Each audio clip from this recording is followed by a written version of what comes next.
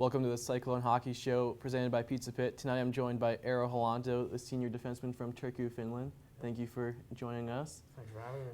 Now, you're a senior on the team, veteran experience. How have you kind of been able to, I know you guys have had a few rough patches, how have you been able to step in and kind of boost the confidence level of the team at times during those rough times? Well, I guess this is my last year, as you said, so just trying to keep everyone calm and just trying to work on the same thing day after day. I mean, after all, it's a simple game, you know, and maybe try to lead by example on the ice and off the ice. And you've been leading by example. You have 21 points in 35 games. What has kind of contributed to your offensive power this season? I know you have some nice hands. How have those kind of helped you with those goals you've scored? Well, I think it's more the guys that I've played with this year. We've been just successful on the power plays and on 5-on-5, and you know, every now and then it just happens, you know. And as a D-man, it's like I just try to do the simple things right, just get the pass to the forward, and you know, sometimes they do the rest of the work. So Exactly. Now, you guys started the season very hot, got up to the #1 ranking spot in the ACHA, and you kind of cooled off, went down to 10, 11. What kind of happened there in that stretch that kind of fell, we won't say fell apart, but kind of went to that downward spiral? yeah, I mean, it's kind of hard to say, but I think it's kind of like we just went through the motions, and we weren't really. We came to the rink, but we weren't there. Yep. And you know, I mean, it's a good league. There's a lot of good other teams as well. So you know, that's hockey, I guess. And it's just whatever team shows up that night will win. Now, you guys showed up a few weekends ago against Robert Morris and swept them, and then you go to Lindenwood and get swept by Lindenwood. What was it like to take that step forward and then just 5 days later take a step back? I mean, I guess you can't you know. I mean, I guess you kind of have to be smart. You can't really be living in the skies after those wins. So I guess it's at that point of the season, it's good for us, I think, in a way. And then you jumped right back into it against Utah and swept those games. And then you guys went to Ohio and played for first place. Now, that first game at Ohio was 3-2. You guys got down early 2-0. What was kind of the message in the locker room to the guys as a senior, as one of the captains, assistant captains? What was the message to them saying, hey, this game's not over, we have plenty of time to come back? I mean, just keep going, keep doing whatever we've been doing so far. And the first game, not everything was working that well in the beginning, so we're just kind of talking that, you know, start playing more simple, you know. And then obviously getting that win kind of must have boosted the confidence of the team going into Saturday's game, which you guys ultimately ended up winning 1-0. What kind of happened there in the Saturday game where you were able to keep them scoreless? And I know they had a few opportunities in the last few minutes there. Yeah, I think we got we gained a lot of confidence from the game on Friday, and Moser played a really good game, and I mean, defensively and overall, both of the games were pretty good, and you know, it just kind of happened. And that got Iowa State the first CHL championship in several years. What was kind of the response from Coach Fairman after the game, kind of in the locker room there? Really positive. I mean, I think those were the first games that we actually played really well as a team, and we kind of came together, and it's a perfect time to happen this time of year. So. And that's a big rivalry, Ohio and Iowa State. They packed the house both nights. What was that like to play in front of that big crowd and send their fans home disappointed?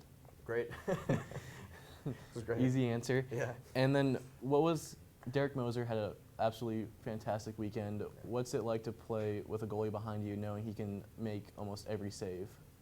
Of course, that gives the D-man confidence, but like I say, we can play with both goalies. Matt Gedicke's been playing pretty well as well, so we're prepared on to a play roll. wherever. Yeah. And Moser kind of had the same role last year in the team. He came on towards the end of the season and just was on fire.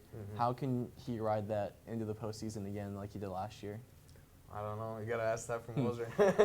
But you know, if he does it, I'm happy with that. Well, I'm sure the entire team would be if he does. Yeah. Now, this week of practice, you guys were kind of preparing kind of blindly because you don't know who you'll play. What was practice like? Because Illinois and Robert Morris kind of have different style of play. What was it like preparing to potentially play either one of those teams? Honestly, I think it doesn't matter to us. I mean,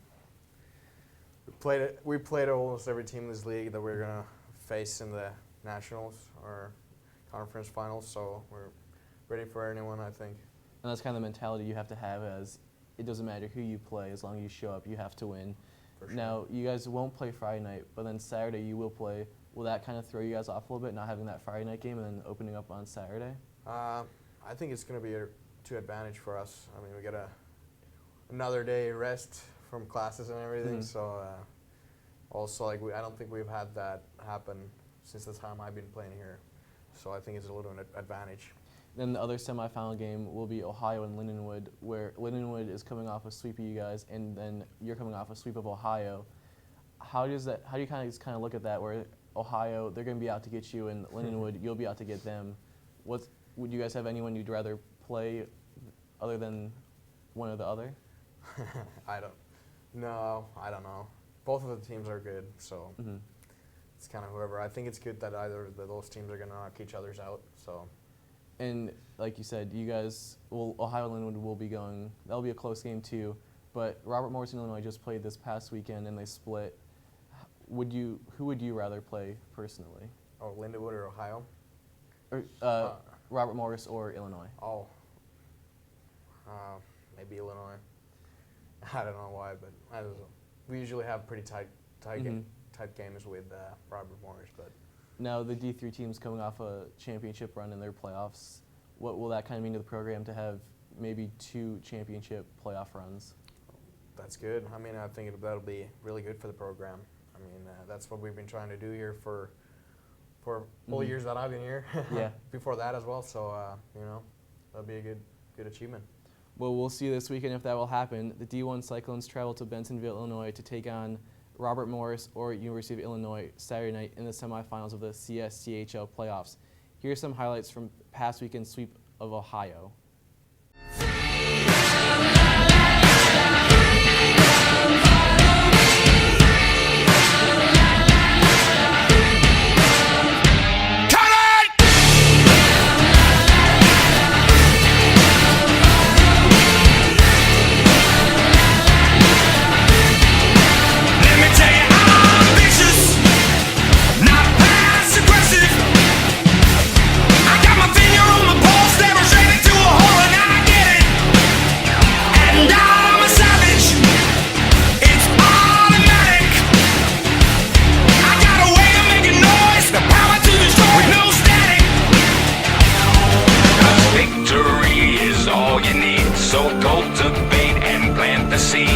Hold your breath and count to 10. Just count to 10.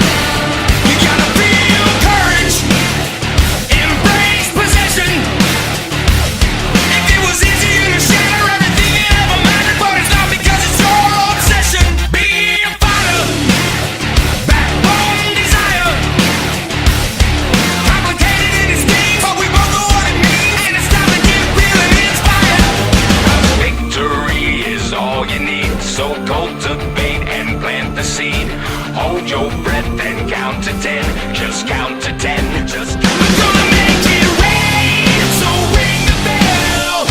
I know it all too well. Switchblade on the edge of your wrist, hanging a witness. 'Cause agony brings no reward. Welcome back to the Cyclone Hockey Show presented by Pizza Pit. I'm joined now by Connor Ferguson, the Cyclone Hockey Analyst. Thanks for joining me tonight, Connor. Thanks for having me.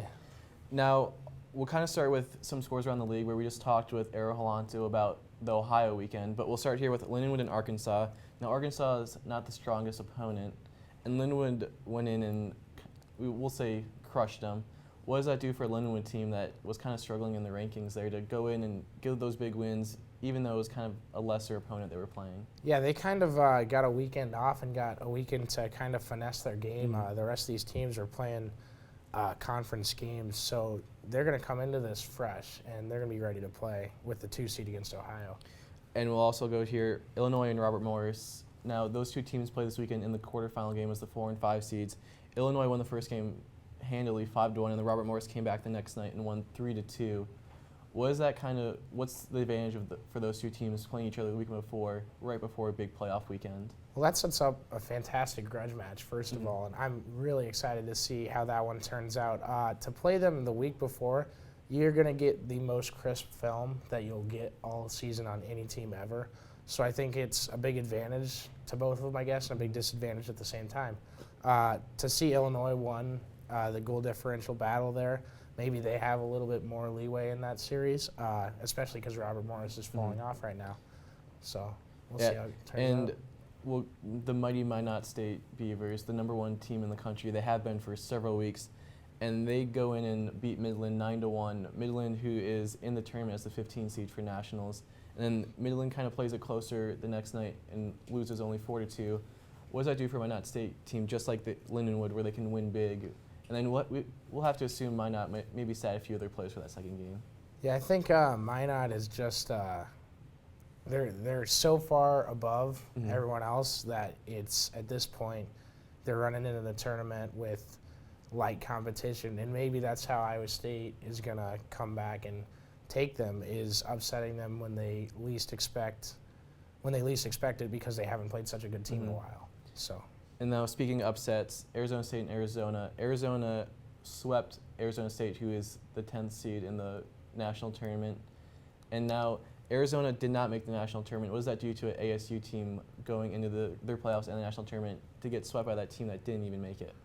Well, that's just such a hard hit, especially in a rivalry game. But I think they're going to be more hungry this weekend. Maybe they take a stance or in a few weeks, maybe they take a stance where all that matters is March. They're there now. So, yeah, I think you have to run into the tournament and say these are the games that matter. And then UCO, Central Oklahoma, and Mercyhurst. UCO, just like Lindenwood, went in and just crushed Mercyhurst. UCO's been kind of hot all season, but they haven't been really the talk of the league. What do you think UCO can do here down the stretch? Yeah, they're flying under the radar. They split the series with Cyclone Hockey to open the semester here, and they're consistent. They're up there, top 4 seeds, so they get an extra bye or a little lesser competition in the first round that they play anyway. And I think they could definitely make some noise this season. And speaking of seeds, Jamestown, who was ranked 7th in the final rankings, did not make the ACHA tournament due to the fact they were a first-year team in ACHA. Now that bumped every team up a seed, but even you have a few teams that got auto bids from their conference tournament championships that wouldn't have made the ACHA tournament, that bumped teams out like Arizona. What does that do from a confidence level of Arizona to, you could have made it, but there was that weaker conference that kind of bumped you out? That's just unfortunate. When you don't play in the CSCHL, which got no auto bids, but all the teams made the tournament. Obviously, when you don't play there and you're not in the rankings, you got to win your conference, and that's how you solidify your spot. And speaking of solidifying spots, Iowa State and Ohio played that 2-game series where Iowa State won 3-2 and 1-0, securing themselves a spot as the number 5 seed in the national tournament, jumping from 10-5, a pretty big jump. What does that do for Iowa State team that had been struggling a few weeks prior, and then go in and sweep the number 2 team in the country? Well, this weekend might have been the biggest weekend. It was for sure the biggest weekend of the season for Cyclone Hockey, and I think it's the biggest weekend in the past 10 years at least. They hadn't beaten Ohio on the road just once since 2007, and they haven't won a regular season conference title since 2002. And they achieved both those things this weekend to really put themselves over the top. So that was like one of the biggest things they could do to get out of the slump they were in. And it's no easy feat to do that at Ohio's rink, where they sell out almost every night, and I believe it was senior night there. Now, looking forward to the playoffs, they'll play either Robert Morris or Illinois. How do you I know you played hockey, how do you prepare for a game where you don't even know who you'll be playing? Well, first off, you gotta go watch the game. On the other team, I always watched who's their best guy, who's gonna get the puck late in the game, who are they going to pass it to. And I was playing on teams with rosters of 15, so obviously, you go up to 25 and there's way more that can happen. But you got to see who's on that top line and who you got to look out for on defense. And, yeah, just be present for Illinois and Robert Morris, and then you've played him before too. So you kind of know a little bit what to expect, and you want to see who's playing hot that weekend. And it's been a dogfight with both teams against Iowa State. Now, do you think they'll have an advantage playing that Saturday game as Robert Morris and Illinois play the Friday game? Yeah, we've seen them in the past years. Cyclone hockey has played that Friday game. They haven't been able to get the first round bye that the top 3 teams get, and it hasn't really worked out for them in a while. I think the last time they won a conference tournament was 2005. Mm-hmm. So to only play 2 games now, and perhaps the championship is against an Ohio team you just beat, that's a tremendous advantage for them. And then if they do win, there's a quick turnaround into Sunday's championship game. Now, they have had that quick turnaround before where they go Saturday and then Sunday. What advantage can that play, knowing, hey, we can play a late Friday or late Saturday game and go into that early afternoon Sunday game and come away with a win? I think that might end up being a disadvantage for them if they end up playing Robert Morris. That would give them the second game, as you said, and that might actually, you play a late Saturday game, then you got to wake right back up and play a 1:30 game. They haven't played a 1:30 game all but once or twice this season, and or a Sunday afternoon game, I guess, for sure. So that's going to be something you got to look for. And I think if you're Iowa State, you kind of want to cheer for Illinois to win, so then you play a couple afternoon games and you kind of get the feel of an afternoon game. Now, from an Iowa State point, you said you kind of want to cheer for Illinois to get that earlier game, but we'll just toss the game times out. Who would you rather play from kind of a competition level standpoint, that Illinois team or that Robert Morris team? That's a real good question. Just overall season record, they didn't take care of business against Illinois, but they swept Robert Morris clean at both ranks. I'd probably be safe with Robert Morris. Mm-hmm. And now if they do win that game, they'd play either Lindenwood or Ohio. Ohio, they're just coming off the sweep, then Lindenwood swept Iowa State a few weeks ago. Now it's kind of a redemption from either side that you can look at it. But who would you rather play from those 2 teams? It's always bad to play an angry team, and you know the one saying, it's hard to beat a team twice, and then it's hard to beat a team 3 times. So I'd go with Lindenwood just because, and Iowa State did sweep them earlier in the year, but they came back and swept Iowa State a couple weeks ago. So I think I'd go with Lindenwood just because then you have you don't have an angry team coming after you that just played you guys last week, and I think that's going to help them out a little bit in that game. Now, angry or not, you can win pretty much every game with the way Derek Moser has been playing. Absolutely. What has he meant to Cyclone hockey? Man, I saw a couple of his highlights. He had some fantastic saves. From what I saw, the post-game quotes, he was mentioned by everyone who got interviewed as the reason they won those games. So clearly he's getting hot, and if he continues to play like that, you're going to see Iowa State go make a deep run. And the exact same thing happened last year at the national tournament where Moser was able to come in and take them all the way to the national championship, which they eventually lost.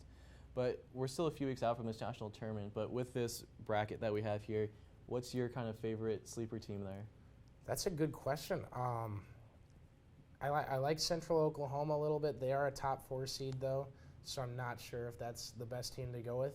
Illinois, I think I would go with them. They've surprised me a few times this year in different games. They've decided to just come out and win, and I think they could surprise one of those top 4 seeds. Well, they could even surprise teams this weekend, which then could even be a confidence booster for them. But we'll have to see what this CSCHL tournament that is several weeks prior to this national tournament. But do you have anything else you'd like to add on the CSCHL tournament that might surprise a few folks? I think I'm going to say Lindenwood goes out and they make a run for the tournament championship. They always play strong near the end of the year. Compare them to Michigan State and Tom Izzo. I think Lindenwood's going to give Iowa State a run for their money, but we'll see who wins the title. And the thing is, any 5 teams from this conference could win it. Absolutely. But we'll see this weekend as the D1 Cyclones travel to Bentonville, Illinois to take on either Robert Morris or Illinois in Saturday's semifinal game. The game time has yet to be determined as it will depend on who wins that first game, but we shall see next week who the champion will be.